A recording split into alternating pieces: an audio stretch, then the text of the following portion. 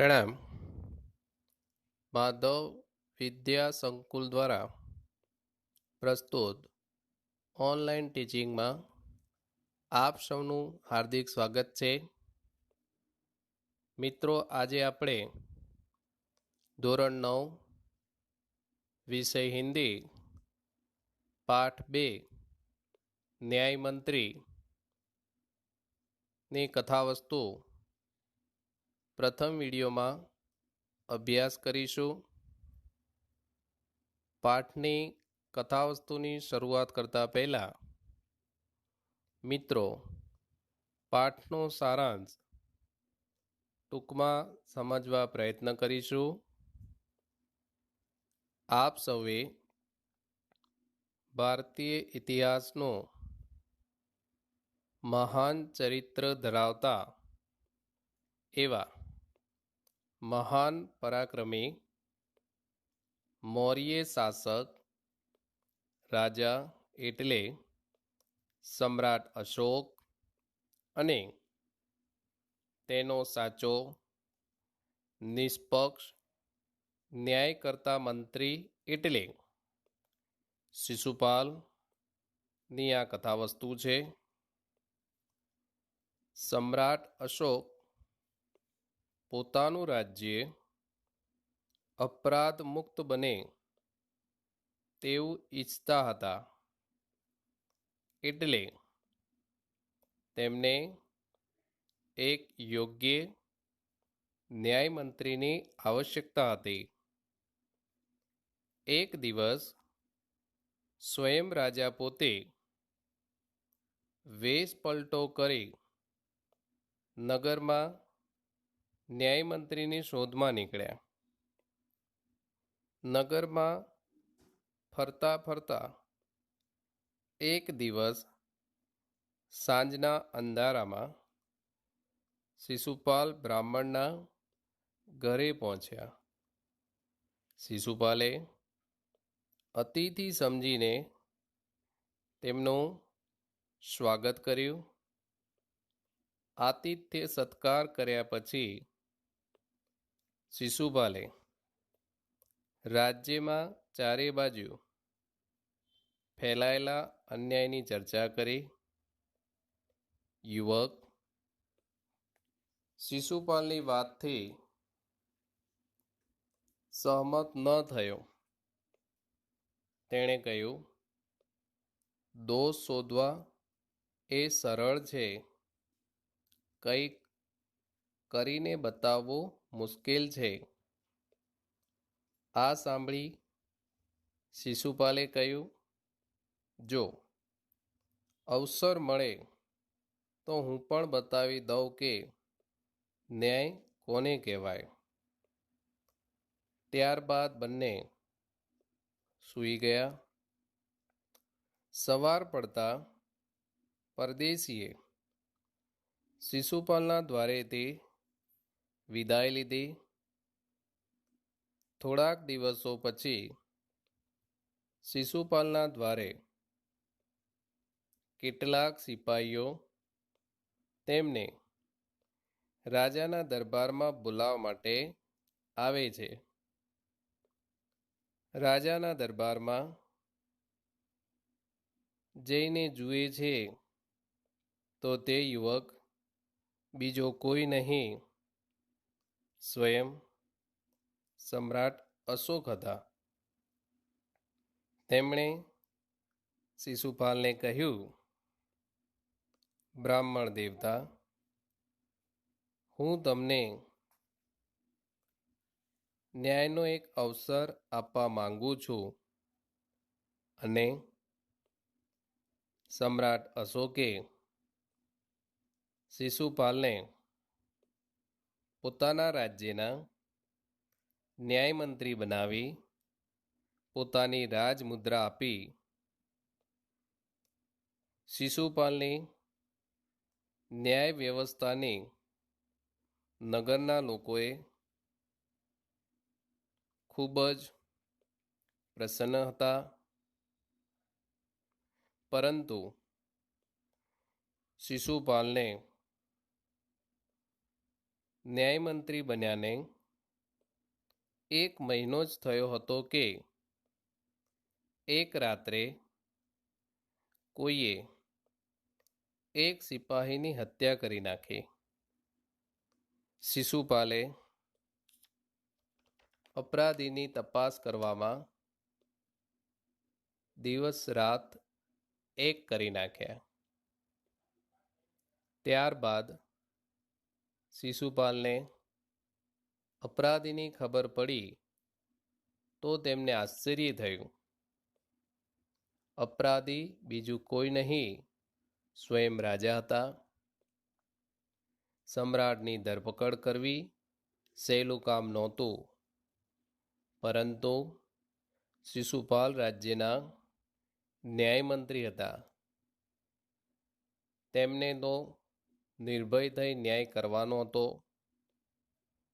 બીજા દિવસે દરબારમાં રાજાએ શિશુપાલને પૂછ્યું કે અપરાધીની ખબર પડી. ત્યારે શિશુપાલે કહ્યું, અપરાધી બીજું કોઈ નહીં, આપ પોતે છો મહારાજ. અને તેણે સિપાહીઓને રાજાની ધરપકડ કરવાના આદેશ આપ્યા. સમ્રાટ અશોકના હાથમાં હાથકડીઓ પહેરાવી દીધી. સમ્રાટ અશોક અપરાધી હતા, પરંતુ તેમને સાધારણ વ્યક્તિની જેમ સજા ન આપી શકાય, કારણ કે તેઓ એક રાજા હતા અને શાસ્ત્રોમાં રાજાને ઈશ્વર સમાન ગણવામાં આવે છે. તેમને સજા ઈશ્વર જ આપી શકે. એટલે શાસ્ત્રો અનુસાર સમ્રાટ અશોકને સોનાની મૂર્તિ બનાવી તેને ફાંસી આપવામાં આવી. શિશુપાલના ન્યાયથી લોકો ખૂબ જ પ્રસન્ન થયા. સમ્રાટે પણ તેમના ન્યાયની ખૂબ પ્રશંસા કરી. આપ સૌ ટૂંકમાં સારાંશ સમજ્યા છો મિત્રો. હવે આપણે પાઠની કથાવસ્તુ પાઠ્યપુસ્તકના માધ્યમથી આગળ ભણીશું. પાઠના લેખક છે सुदर्शन. सुदर्शन जी का मूल वास्तविक नाम बद्रीनाथ शर्मा था. आपका जन्म 1896 ईस्वी सन पंजाब राज्य के सियालकोट नामक स्थान में हुआ था. बचपन से ही आपने कहानियाँ लिखना प्रारंभ किया था. पुष्पलता, सुप्रभात, परिवर्तन, पनघट, नगीना आदि आपके सुप्रसिद्ध कहानी संग्रह है. आपका एकमात्र उपन्यास है बागवंती. इस कहानी में सम्राट अशोक सर्वश्रेष्ठ न्याय मंत्री की खोज में था. शिशुपाल से मुलाकात होने पर उसकी योग्यता देखकर उसे न्याय मंत्री बनाया. न्याय न राजा देखता है न रंग. न्याय तंत्र पर विश्वास दिलाने के लिए यहाँ प्रयास किया है. नई पीढ़ी के लिए इस प्रेरक कहानी द्वारा न्यायतंत्र की जिम्मेदारी का भी महत्व समझाया गया है। संध्या का समय था। चारों ओर अंधकार फैल चुका था। ऐसे में किसी ने बाहर से घर का दरवाजा खटखटाया। कौन है? ब्राह्मण। शिशुपाल ने थोड़ा सा दरवाजा खोलते हुए पूछा। एक परदेसी बाहर से आवाज आई। क्या मुझे रात काटने के लिए स्थान मिल जाएगा? जैसे ही शिशुपाल ने पूरा दरवाजा खोला, उनके सामने एक नव युवक खड़ा था। उन्होंने मुस्कुराकर कहा, यह मेरा सौभाग्य है। सौभाग्य शब्द का पर्यायवाची शब्द होता है खुश नसीब। अतिथि के चरणों से यह घर पवित्र हो जाएगा। आइए, पधारिए।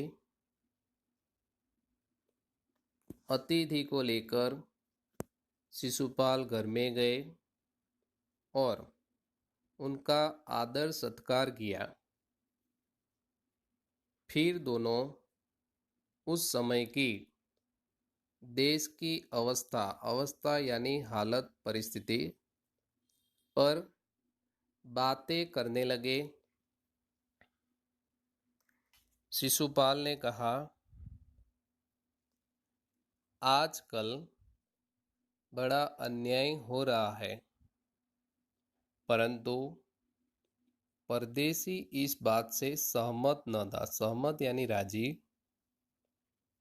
वह बोला, दोष निकालना तो सुगम है, सुगम यानी सरल, परंतु कुछ करके दिखाना कठिन है।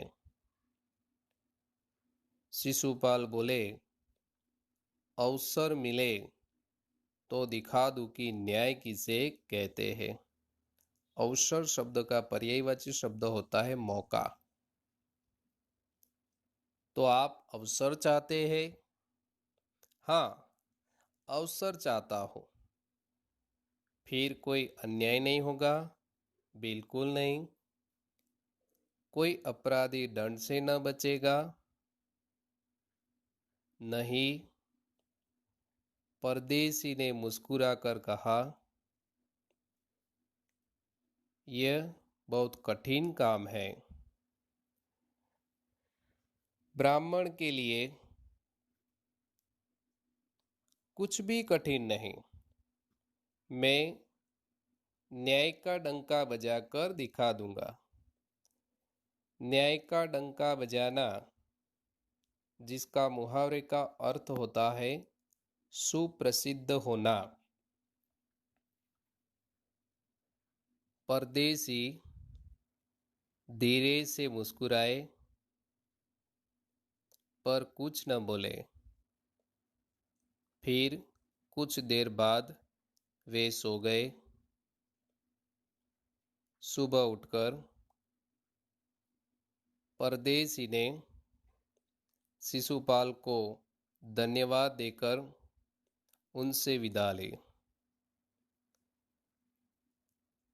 आज की कथा वस्तु प्रथम वीडियो में हम यहाँ तक पढ़ेंगे।